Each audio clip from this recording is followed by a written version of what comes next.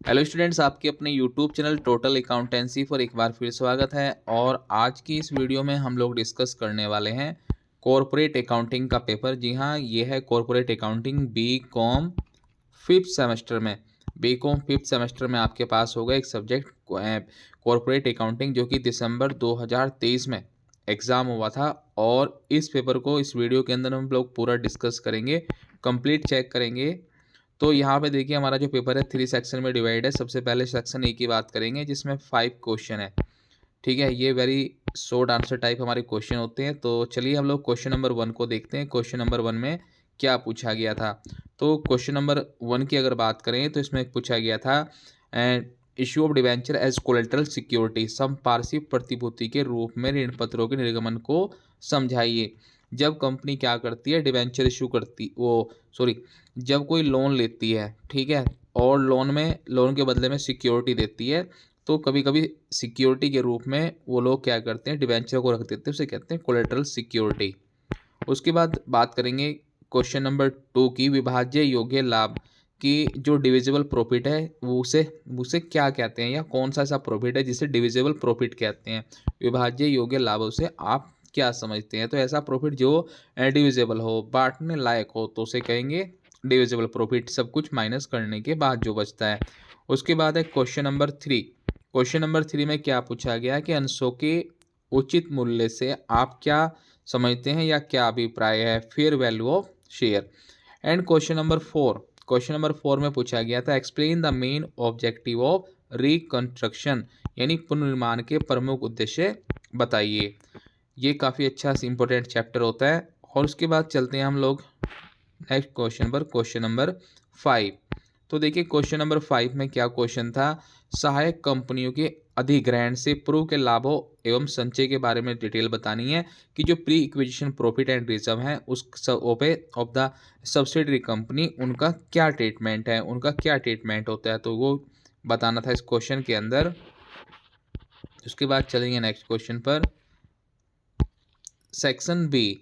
बात करेंगे section B की। यहाँ पे आपको टोटल मिलाकर के 3 क्वेश्चन दिए जाएंगे, जिसमें से कोई भी आपको 2 क्वेश्चन अटेम्प्ट करने हैं। तो देखिए क्वेश्चन नंबर 6, हम लोग क्वेश्चन नंबर 6 की बात करेंगे। तो देखिए यहाँ पे क्वेश्चन नंबर 6 में क्या दिया हुआ है, following are the balance sheet of H limited and S limited as on 31 March 23, on which date H limited acquire all the shares of X limited. तो यहाँ पे एक क्वेश्चन दिया हुआ है, क्वेश्चन को यहाँ पे आप लोगों को सोल्व करना है। तो देखिएगा यहाँ पे ये क्वेश्चन है, और मैं आपको थोड़ा सा और जूम कर देता हूँ। तो यहाँ पे आप लोग देख सकते हैं दोनों ही कंपनियों की एच की एंड एस की बैलेंस शीट दी गई है, और यहाँ पे आपको क्या तैयार करना है, कंसोलिडेटेड बैलेंस शीट। जी हाँ, यहाँ पे आपको क्या बनाना है, मिश्रित चिट्ठा। उसके बाद हम लोग बात करेंगे क्वेश्चन नंबर 7 की।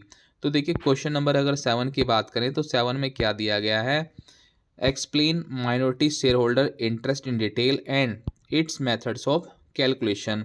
जो अल्पमतधारी होते हैं, यानी कि जिनकी संख्या कम होती है, उन अंशधारियों के कंपनियों में क्या हित होते हैं, उसके बारे में विस्तार से समझाना है, और उसकी गणना किस प्रकार से की जा सकती है, ये भी बताना है। उसके बाद देखिए हम लोग चलेंगे नेक्स्ट क्वेश्चन पर। और यहाँ पे जो क्वेश्चन है, यहाँ पे क्वेश्चन पूछा गया है हमारे से क्या, कि define pro rata allotment of share with suitable example, यानी कि प्रोराटा को बताना है। प्रोराटा क्या होता है कि कभी कभी क्या होते हैं, जो अंशधारी होते हैं, ठीक है, वो शेयर की डिमांड करते हैं अंशधारी, लेकिन वो जो शेयर डिमांड करते हैं, अप्लाइड कहते हैं हम लोग उसे, अप्लाइड करते हैं ज़्यादा। जैसे सपोज करो 10,000 के लिए उन्होंने अप्लाइड किया, और जो कंपनी अलॉट कर रही है, कंपनी ने जो अलॉटमेंट करना है वो 8,000 का करना है, तो कंपनी को शेयर कम बेचने हैं, एप्लीकेशन ज़्यादा आ गई है, तो उस केस में क्या करना पड़ता है, कंपनी को प्रोराटा करना पड़ता है। उसके बाद देखिए क्वेश्चन हम लोग चलेंगे क्वेश्चन नंबर 8 के बाद क्वेश्चन नंबर 9 में। लेकिन 9 में जाने से पहले हम लोग देखेंगे कि जो 9 है ये हमारा सेक्शन सी है।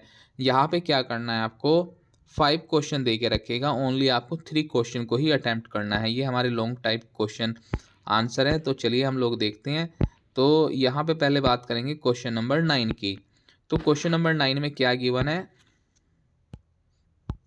क्वेश्चन नंबर 9 में गिवन है कि शोध्य अधिमान अंशों के निर्गमन और शोधन संबंधी नियम को बताइए, यानी कि हमें एक्सप्लेन करना है, उसके बाद जर्नल एंट्रीज बतानी है।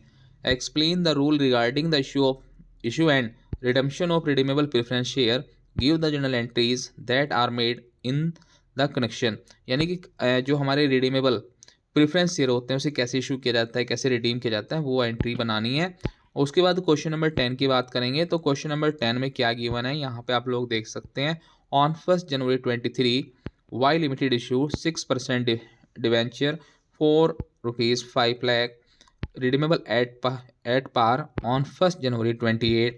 It was decided to establish sinking fund for the purpose of redemption. Redemption के लिए इन्होंने सिंकिंग फंड बनाया हुआ है। तो यहाँ पे क्या करना है आपको,